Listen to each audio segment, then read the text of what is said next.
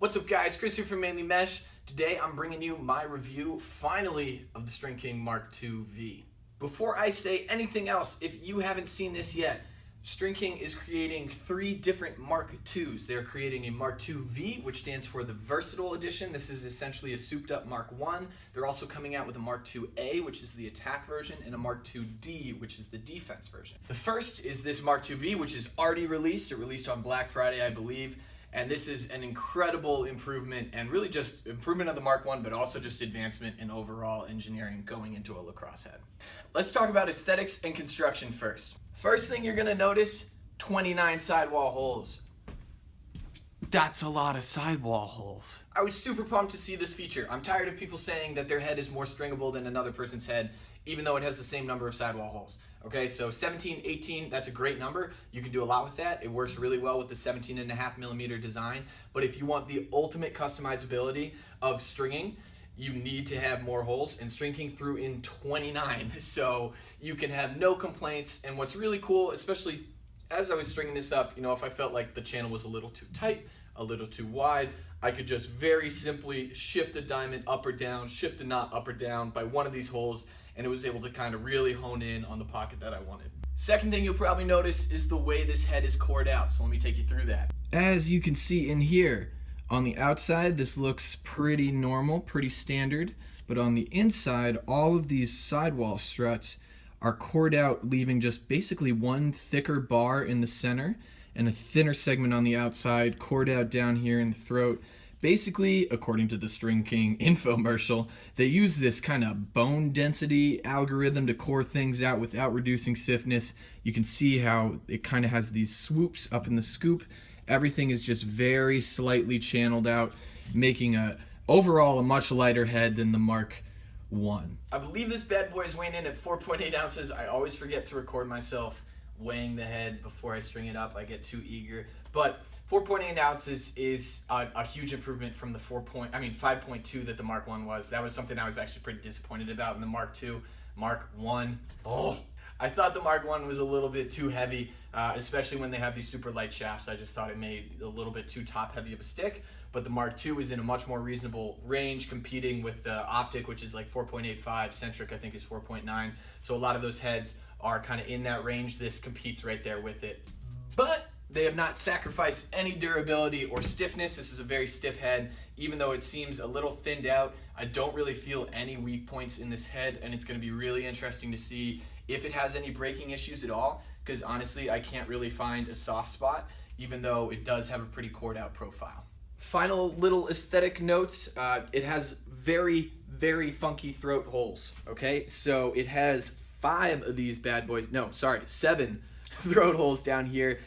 They were a little funky for me just because I'm used to the standard 4, and the only 4 section they have runs kind of deep into the throat, so I needed a little bit more length in my throat string than I usually had, just to reach all the way down to those lower holes, and the 5 row felt kind of awkward for me. I'm not sure if they were going for, you know, maybe if you wanted to string one of those traditionals that has the fat leather runner right down the middle, that might be nice, but there isn't really a hole up top here. I mean, you could obviously run a top string, blah, blah, blah.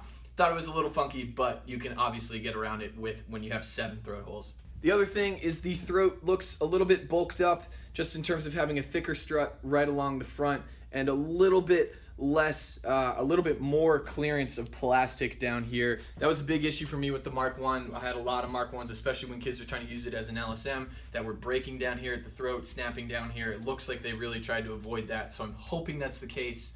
Let's take you through this little funky bar screwy thing. So it's actually pretty funny. I did a whole review of this head without actually realizing what this thing was. I thought it was just I don't even know what I was thinking. But grab your screw, driver, drill. You will notice you have to be a little bit delicate because it's a pretty small screw that is involved here. But as you drill this out, whoop, gotta love a magnetic drill. So this little piece pops out, the little screw, and then also the jewel on the front of the head here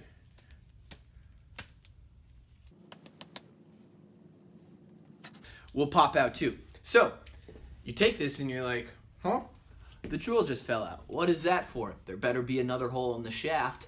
Alas, here's one of the metal 2 shafts. This is a 145 that I will be reviewing soon enough. And as you can see, it has the screw holes on the back and another hole on the front. So when you slap the head back on, what you're going to do is you're going to take the little jewel piece, insert it right through the front of the stick, and then drill in from the backside. So then as you tighten this, what that's going to do is that's going to pull both sides of the plastic closer to each other, hopefully reducing any head rattle and also hopefully reducing the chances that you're going to get any breaking points down here.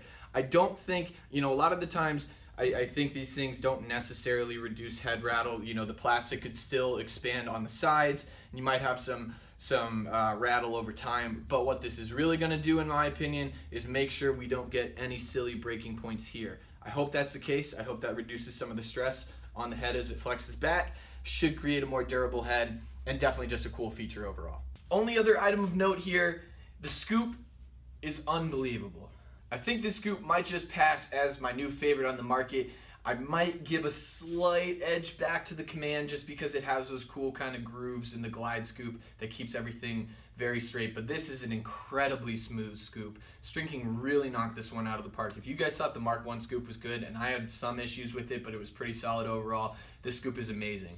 It's more rounded, which means you can take ground balls better at angles. The Mark 1 was best in kind of just a straight, flat ground ball situation, but here you can do a lot more with the tilt in your stick, and overall it's just a really incredible scoop. It's nice to see someone just really knock that out of the park. Final comments, stringability is insane in terms of putting the pocket anywhere you want to have it. The offset is still a little bit funky for me. It has that same similar offset that kind of pushes the ball a little bit higher that the Mark 1 had.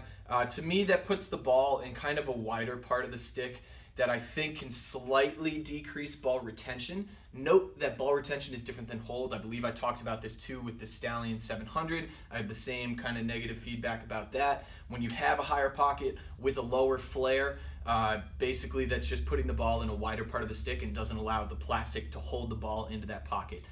Only happens very infrequently, not something you have to worry about for the most part. But come on, I have to say one negative thing, right? So should you buy this head?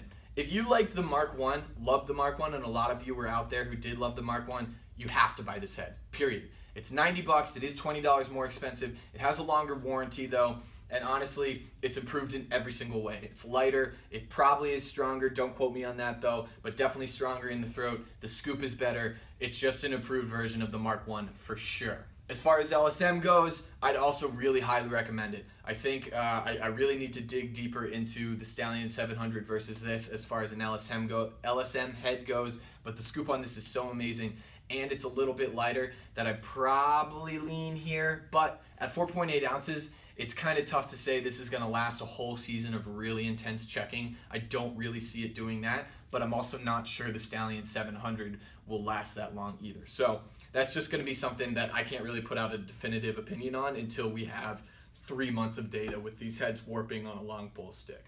All in all, this is some of the most advanced engineering I've seen go into a head.